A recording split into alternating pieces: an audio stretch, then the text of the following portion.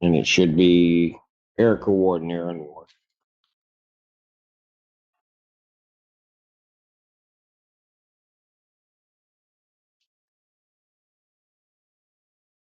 Good afternoon, Your Honor. Steve Etherly on behalf of Plaintiff Fixing Housing 401k plan.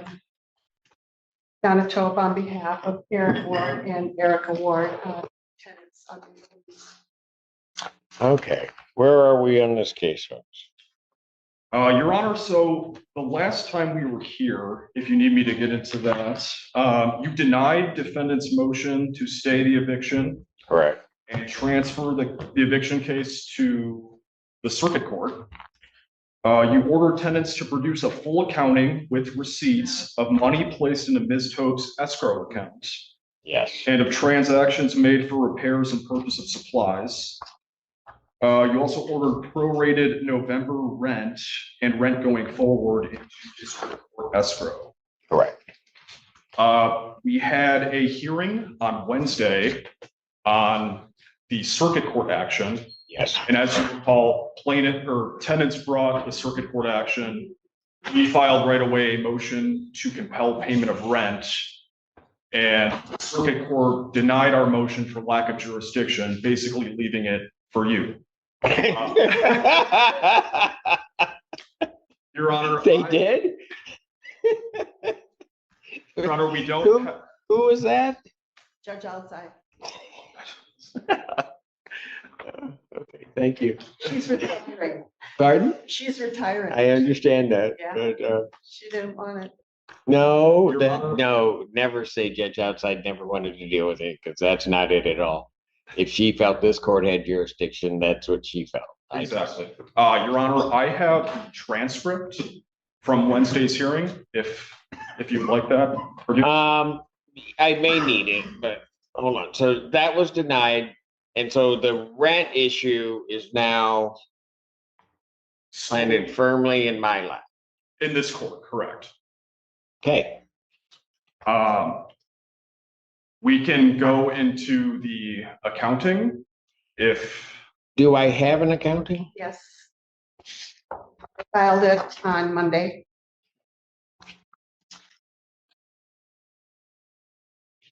With receipts.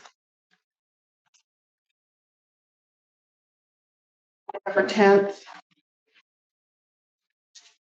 With receipts and the last page is the final accounting as of that date.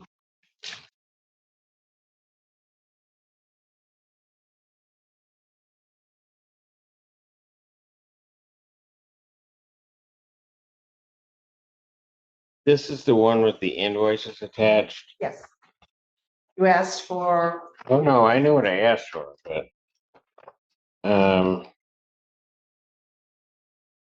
go ahead. What were you going to say with regard to the accounting? I see this document. Go ahead. Your Honor, one procedural point.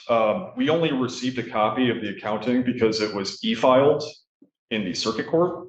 So I would say service would be improper for the accounting for this court. But I would say to be frank, the accounting is a mess and it's wholly inadequate. I have many questions for Ms. Tope, which I think really highlights the problem here that opposing counsel has inserted herself into this litigation. As the court correctly stated last Friday, there's no legal authority allowing opposing counsel to handle and disperse these funds to contractors and for supplies, especially when these funds were owed to my client under the lease. Hang on a second, counsel. Yes.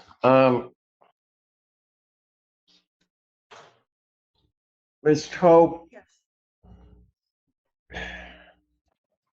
I'm going to ask you a difficult question. I may stop you from answering at some point because I'm not trying to bait you into anything. But these individuals are your clients who, and you're their attorney. They at some point gave you funds, right? Were the funds placed into your IOTA? No. Oh, Can got a whole other problem. Because, Your Honor, yes, let me start at the beginning. no, you're not going to start at the beginning. Your Because, no, you're not going to start at the beginning. This. This Tope, you know what? You say, oh my goodness, one more time, and I'm going to find you in contempt. I'm stopping you from committing a grievable offense. That's why I told you at the very beginning that I may stop you after my answer, after you gave the answer. Because you have a tendency, when I ask you a yes or no question, to continue to go on and on. And you are going to get yourself in serious trouble. Very serious trouble. I ask specific questions for very specific reasons, because at some point, here's going to be the problem, Ms. Tope, and I'm just going to lay it out this way, and I'm going to try to lay it out without placing any sort of finding or what I'm thinking. If you, as an attorney, are given funds by your client, you must hold those funds in trust. That is typically done through an IOTA account, particularly if you are then dispersing your client's money on their behalf to third parties, to others, or corporate, whatever it is. You then have to have an accounting of that.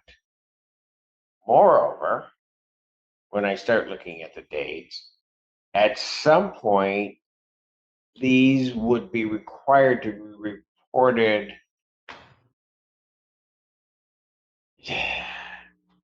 Yes, I'll just leave it there. You're going this intake and disbursement. I'm going to ask you a very direct question, and I need you to listen carefully. When an attorney takes possession of client funds and begins dispersing that money to third parties, that must be done through a proper trust account with strict accounting requirements. That's not optional. That's not flexible. That's mandatory. And from what I'm seeing on the surface, there are serious concerns about whether that happened here. I am not making a finding. I am not making an accusation. But I am telling you plainly, you may be placing yourself in significant jeopardy, including potential consequences beyond this courtroom. You need to understand the gravity of that. On the face of it, had to be done in a particular way. Now, there may be something about the transaction that I don't know, but on the face of it, that's what it looks like. I totally understand what you're saying. Our case filed before the circuit court was filed on July 9th. They had jurisdiction of that breach of lease case. Part of the breach of lease case was that the landlord did not make necessary repairs for the health and safety of all those who were benefited by the lease. We notified them in that case that we would withhold, that they had been requested to make the repairs. They had declined since 2023. We had to make them for the coming winter for the horses and the people that were there. We notified them in August that they paid the rent in July. We notified them in August that we were going to withhold rent and make the necessary repairs themselves, mitigating, trying to correct the problem. They filed their summary judgment here in this court, which I agree under a summary judgment, a trust fund would be set up. When they filed on October 20th, this was after months of making repairs. Ms. Tope, stop. That's when this court got Getting jurisdiction. things confused. Pardon? Getting things confused with what I'm saying and with what you're trying to argue. Mhm. I get with reference to any escrow order that the court initiates. We asked for them. It's what you did before that, Ms. Tope, that I see as being problematic.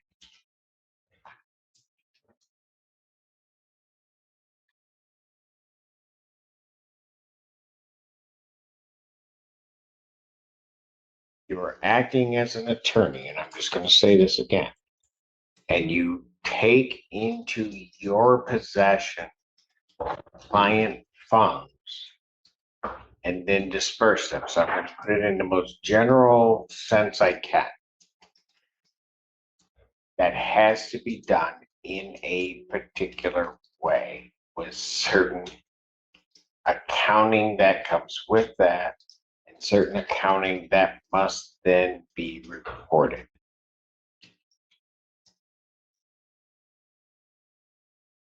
What is, well, I'm not going to say it's clear to me because I will say I have very serious concerns as to whether or not that happens or happened.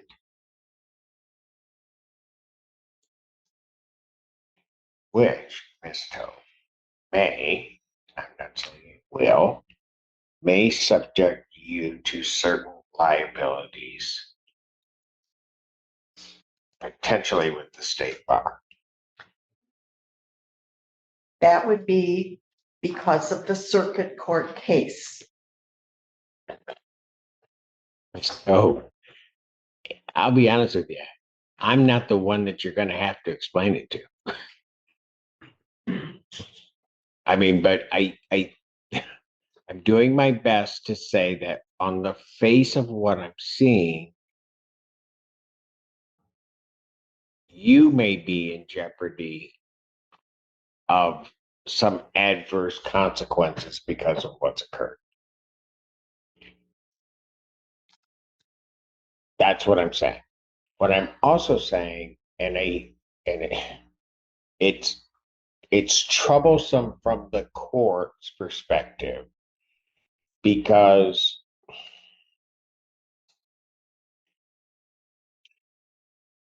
when you refer to you and your clients and certain things that have been done, and this is what happened, and I hate bringing up other cases with reference to present cases, but you keep referring to we in terms of your clients and you acting.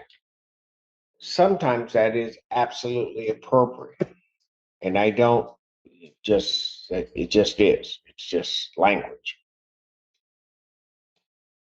Part of the court's hesitation when you are saying it that way is that, and again I'm saying this and I'm not making a finding, but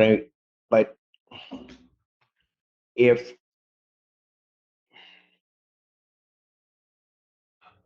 you were operating, I'm going to put it in form of a hypothetical, and I hope you can follow it. If your clients were following your advice to place the monies with you and then pay the money out, where that may be in violation of the plain language of the lease, right? They may have a claim, whether they choose to pursue it or not, as to you. I understand what you're saying. And so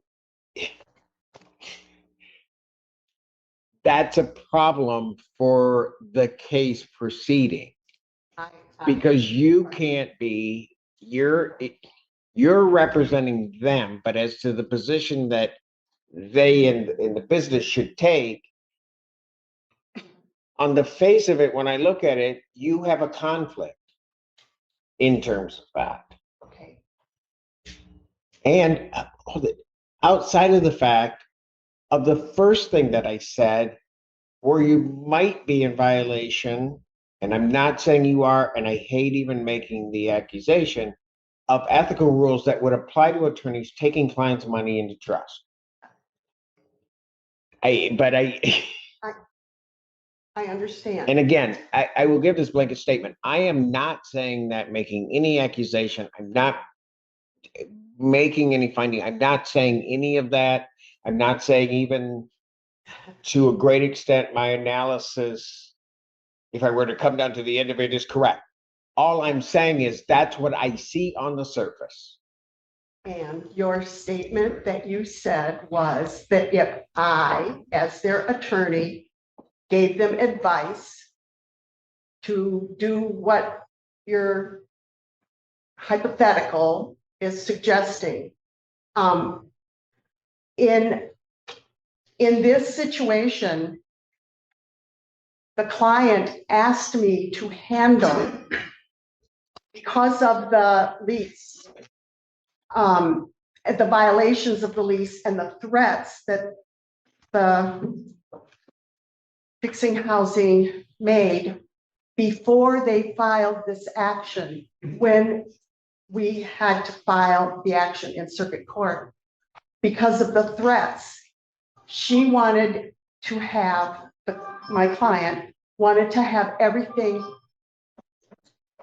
I's dotted, T's crossed, so that he would not be able to claim that she had not done what tenants are allowed to do, which is if the landlord does not make necessary repairs, which are the terms of the lease, the tenant is allowed to withhold rent, take on the repairs themselves to make the place safe for their boarders and their horses. What's the operative word you're using in that whole statement?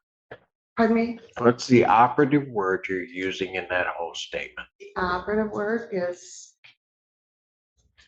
Assuming you're correct on the law, which is a little bit iffy, but that the tenant may. she asked me to make sure that he wouldn't be able to proceed on his threats. And I agreed to just oversee the, No, you did more than just oversee. well, That's the problem. and Your Honor, what in this situation, we're here before you. We requested at our last hearing for you to set up an escrow account, a trust fund with the court to accept rent going forward. So I understand that. I know what I did. Mhm. That's what we're here to move forward with. Are you not going to allow me to represent my clients going forward? Ma'am, I've not had a motion to force an attorney's withdrawal in this case. If I make that decision, then I certainly can make that decision on my own motion, but I don't have enough before me that I would feel comfortable making that decision. It is a monumental decision if a court directs that to happen. I will say, Ms. Toe, I'm concerned as to whether or not that's where we end up. That will Excuse me, I didn't hear. I'm concerned that that's where we may end up. I share that concern. I would like to know how you would like us. Well, I'm okay. So here's what I'm going to do, folks. And You keep saying you were merely overseeing the process. No, you did more than oversee. You took control of the funds. You directed the disbursements. You became part of the financial execution of the dispute. That changes everything. Because now we're not just talking about tenants withholding rent. We're talking about money being moved in a way that may directly conflict with the lease language. And when that happens, the issue is no longer simple non-payment. It becomes a much bigger problem with much bigger consequences. I really don't like delaying things. I like to try to keep things moving along. But Ms. Toe, because of the things that I've said, and I think you need to take what I'm indicating to you very seriously. Because there's no reason for me to, I really don't have a dog in that fight. There's no reason for me to say it other than the fact that you're facing jeopardy on a number of different levels.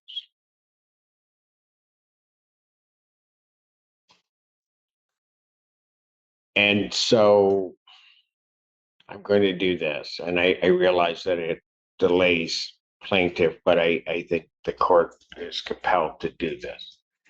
I'm going to adjourn 1 week to the 21st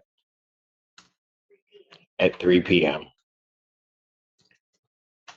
And the basis upon which I'm adjourning is I think, Ms. Tope, you need to get the advice of counsel Got it. as to how you should move forward and if you should move forward. Got that. I also think, although I'm not ordering the defendants to do it, because I can't do that. I might suggest to you that if you've listened to what I've said today, if you believe it in your interest to seek the advice of other counsel as to how you should proceed, I'm also giving that week for you that opportunity, should you so choose to do so, for you to do that. I'm not advocating for or against that. I'm just saying I'm giving you the opportunity so that you can make that decision get based upon what the court has said. Okay? Anything else? As I said at our hearing on last Friday, I am leaving. I'm scheduled to leave town for Thanksgiving vacation on the 20th. Ms. Tope, I know, but I Okay, don't know what can I appear by Zoom? you can submit the paperwork. I don't know if I'm going to allow it or not. I'm not answering that right now. I mean, because I don't know on what, quite frankly, from week to week with this case, I'm not sure in which capacity you're going to be appearing. So you can submit the paperwork and then do that.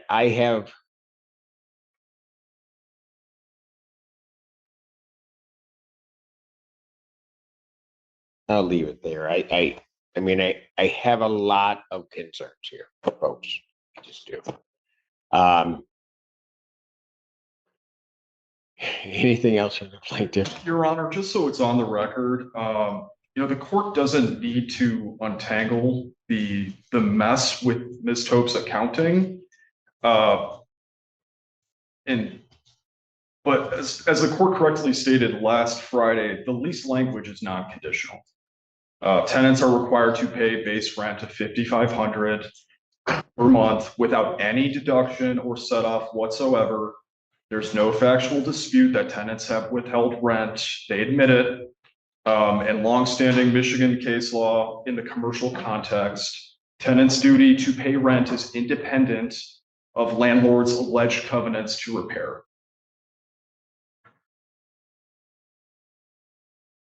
Okay. So what do you want me to do with that? Say, to avoid untangling that mess, Well, it's clear. No, but here's the thing. and there are certain, and I get what you're indicating, but I'm in a different boat.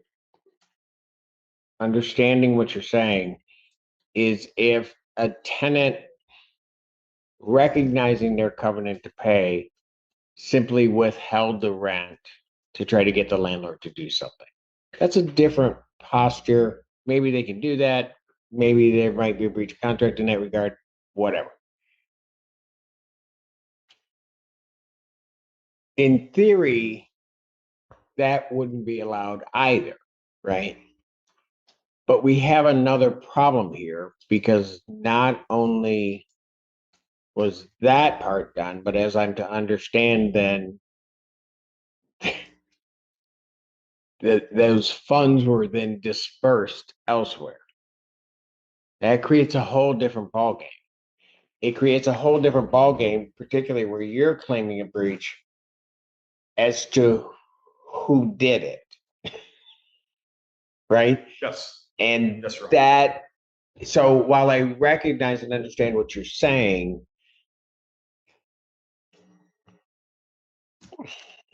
Your Honor, I would. it's all a mess, and they're sort of a mess on both sides. Less of a mess over here, more of a mess over here. I gotta try to clear that mess before I can even begin to deal with that. I've always wanted to use mess as a legal term. Go ahead. It may be a term of art. I would just say it's the mess that's being caused by tenants, and they're responsible for the actions of their agent, is causing my client prejudice where he's not getting paid any rent, and tenants are operating their business on my client's property rent-free. So my client is the one who's being prejudiced by the mess. And counsel, I'm well aware of that, which is why I'm trying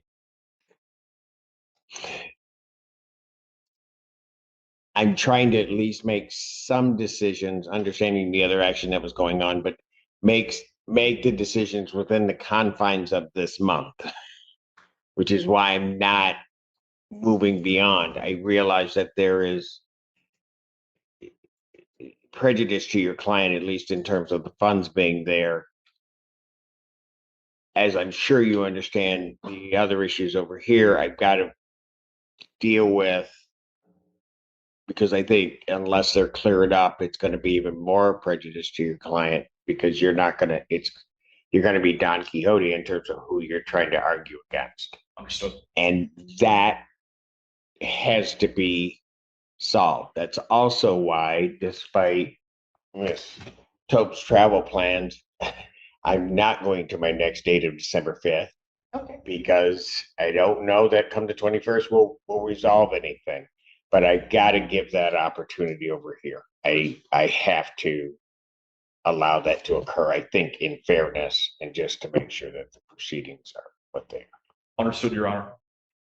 Can we address the order that you gave to set up an escrow account and how much should be put in it? Because the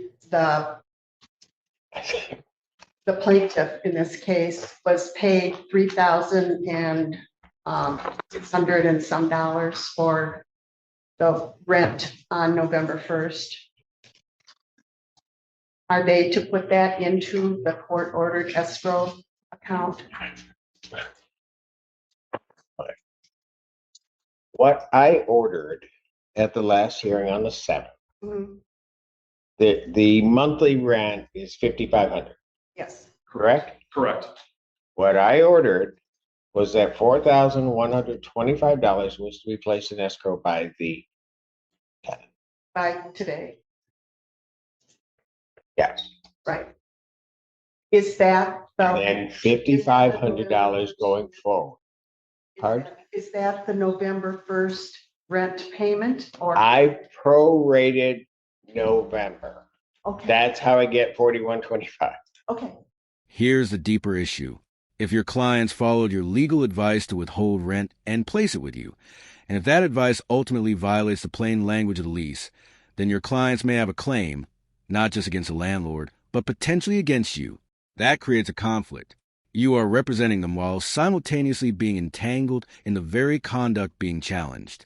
I'm not making a ruling on that today, but I am telling you plainly, that conflict may require serious reconsideration of who should be representing whom moving forward. So the check that they got for 3,000 some hundred needs to be put into escrow. So where's the 3,000 come November rent, and the only amount that was withheld for necessary repairs was taken out of that. That is, my accounting is, I beg to tell you, it's not a mess. The accounting is very clear, and the exhibits for every invoice that was paid is very clear.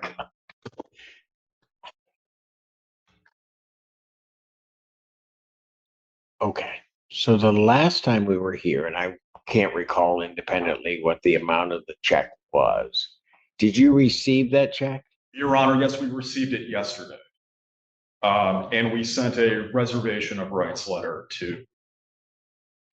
Okay, so that was for how much? 3508 and 96 cents. Oh, for Pete's sakes.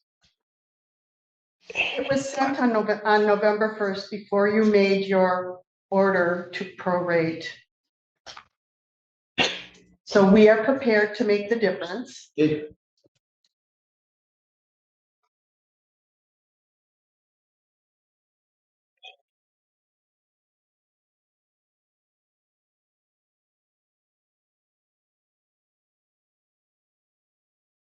And the deduction from that are Was- what? It was the temporary repair of the leaking spigot out in the pastures before frozen ground. And we asked them to please repair it, and we got no response. And Wait, hold did it, you know hold- the ground froze hold it. last week? Well, it didn't really freeze last week. Well, it would not, it would have frozen in the Michigan, spigot out in the. that was not a freeze. It was 27 degrees for 2 days. I know what the temperature was. I'm just telling you, it was not a freeze of the ground. There was frozen ice in the Oh, bucket. for Pete's sakes, all right, fine, it's frozen ground. I don't care. That was not we had frost. For a spigot out in a pasture to give water to 1,200-pound horses, 35 of which are on the property, we needed to have a fixed spigot that wouldn't freeze. And that's what was withheld from the $5,500 rent due 11/1. Let me ask you this. Did you cash the check? I told my client not to cash the check because I knew about this hearing and we had to send our reservation of rights letter. So we still have it. It would seem like triple, prejudice if he now has to give it back.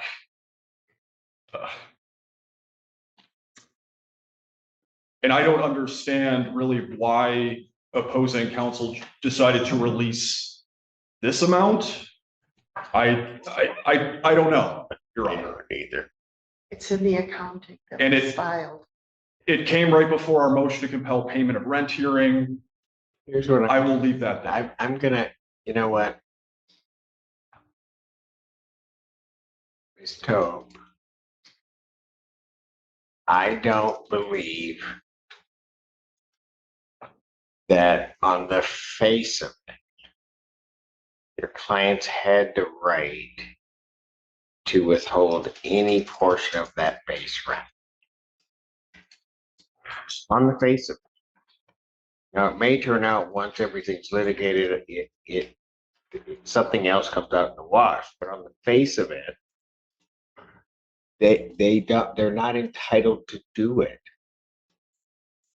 They asked him to repair the middle of October. Okay. Got no You keep response. saying that to me.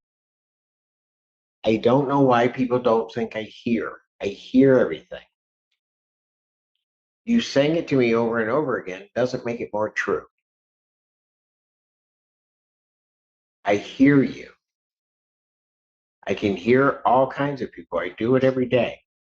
That doesn't mean that I agree with you.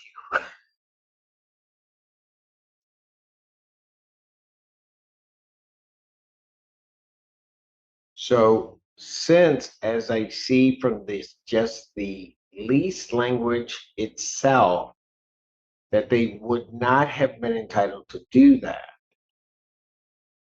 Plaintiff may do what they wish with what they got. I am not changing my order of November 7th so that the 4125 must be placed into escrow with the court and then 55 each month. If it turns out, so that your clients understand in the end that what you were doing was all, then seeing the accounting, and I'll do the math, and we'll figure out what needs to be paid or what gets credit. We'll figure that out in the end. But at this point, 4125 is expected to be in escrow. Paid by my clients. What about the check that they received? Is that to be returned? Not, No, I'm not going to order them to return it. they can cash that check. Yes, because here's the problem, Ms. Tope. You're making your own like accounting and math up on the ledger. Because you're saying, well, we sent this for November, and so therefore they need to send that back to us before we pay the prorated amount of November rent. Well, that would go against every accounting principle in the world because he applies it to the oldest debt, which is the month he didn't get paid, which is not the first month he didn't get paid, which is not November. So if he applied that to that, November hasn't been paid.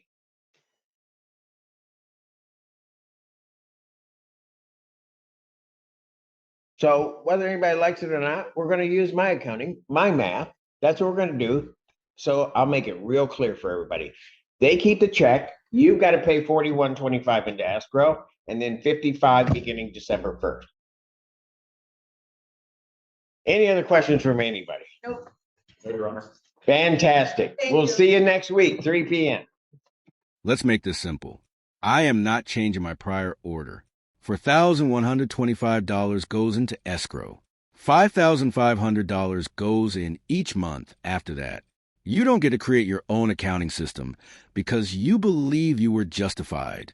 That is not how this works. If, at the end of this case, it turns out you were right, we'll do the math then. But right now, we are using the court's numbers, not yours. And that is not open for negotiation.